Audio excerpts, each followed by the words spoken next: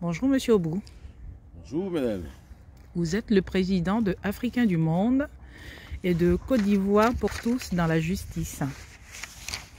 Récemment, l'OMS et Monsieur Antonio Guterres, secrétaire général de l'ONU, prédisent une hécatombe pour l'Afrique au sujet du Covid-19.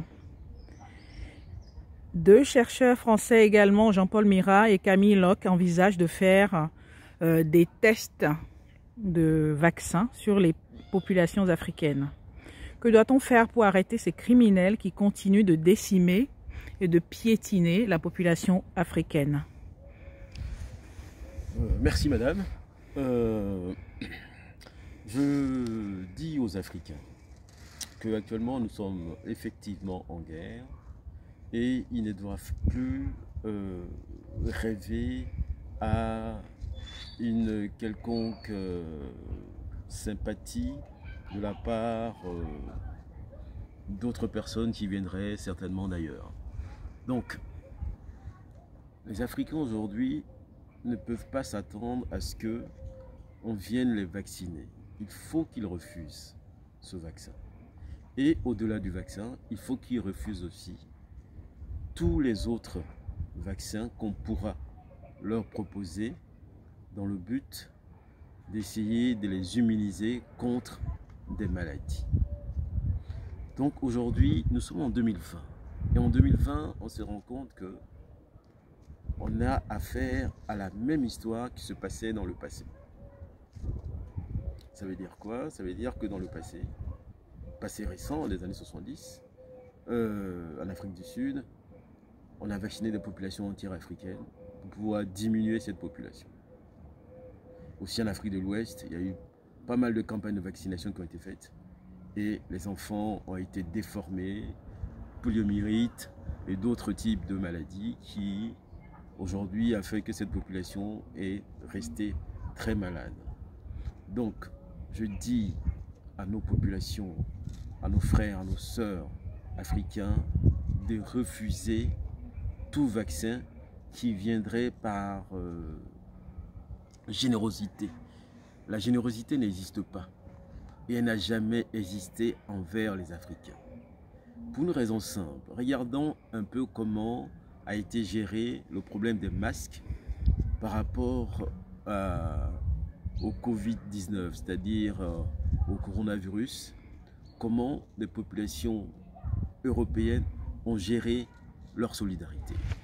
Et elles ont prouvé qu'elles n'avaient aucune solidarité entre eux. Les masques que les Chinois ont envoyés pour les Italiens ont été détournés par les Tchèques. Ça a été volé sur l'aéroport tchèque. Au niveau français, ici, des masques, des millions de masques ont été volés aussi sur les aéroports. Des masques qui venaient de la Suède à destination de l'Italie ont été volés aussi en France. Cette information est restée pratiquement en catimini. Au niveau américain, les Américains ont détourné des masques que les Français, la région PACA, a payé à la Chine, des millions de masques payés à la Chine, ont été repayés par les Américains sur le tarmac de l'aéroport en destination de l'Amérique. Donc, on voit bien qu'il n'existe aucune solidarité entre eux. C'est-à-dire qu'ils ont montré que la solidarité n'existait pas.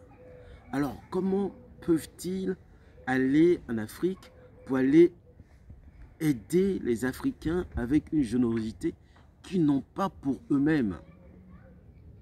Et donc là, je précise quelque chose de très important que les Africains doivent retenir.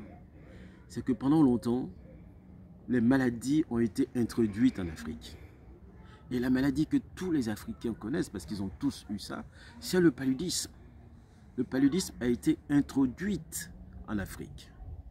Par exemple, en 1602, à Naples, donc toujours en Italie, le paludisme a carrément décimé la population de Naples en faisant pratiquement des milliers de morts. Et aussi dans la région de Rome, des milliers de morts en 1602. Vous imaginez? Ce même paludisme a décimé à Versailles le tiers de la population, à tel point que Louis XIV lui-même a subi le paludisme avec tous ses enfants. Celui qui a pris le relais de Louis XIV, c'est Napoléon Bonaparte. Il a eu aussi le paludisme. Son frère Lucien aussi a eu le paludisme. Donc vous voyez que le paludisme est une affaire typiquement européenne, c'est une maladie européenne, ce n'est pas une maladie africaine. Mais c'est une maladie qui a été introduite en Afrique. Donc les Africains doivent donc se réveiller et prendre des décisions qui fassent en sorte qu'on élimine ces maladies, ces guerres bactériologiques qu'on nous apporte tout le temps. Donc j'en profite en même temps derrière pour remercier nos chercheurs. Il y en a plusieurs, mais en tout cas, dans le cas actuel du coronavirus, il y en a 2 qui se sont révélés. Donc on a notre frère Agon Valentin du Bénin qui a sorti l'apivirus, l'apivirine, et qui a l'air de marcher. On a notre frère aussi du Nigeria, Aka, qui a sorti aussi un autre médicament qui a l'air de marcher. Donc en tout cas, j'aimerais ici les féliciter, les encourager et surtout dire à nos populations, parce qu'aujourd'hui on ne peut compter que sur nos populations, parce que les politiques sont défaillants. Nous devons protéger nos chercheurs. Nous devons financer nos chercheurs pour qu'ils arrivent à vivre décemment et pour qu'ils arrivent à ne pas se sentir obligés d'aller demander une reconnaissance à l'extérieur. Parce que nous savons pertinemment qu'à chaque fois que nos chercheurs trouvent quelque chose de capital, on les assassine. Ils sont assassinés. Ils sont assassinés par des labos pharmaceutiques. Ils sont assassinés par des grands laboratoires. Donc, on a une obligation de protéger nos chercheurs, nos scientifiques, vraiment de la vraie protection militaire, de la vraie protection de sûreté, pour que tous ces chercheurs-là soient vraiment encouragés et aient envie d'aller très très loin. Maintenant, au niveau institutionnel, il faut absolument que nous introduisons dans nos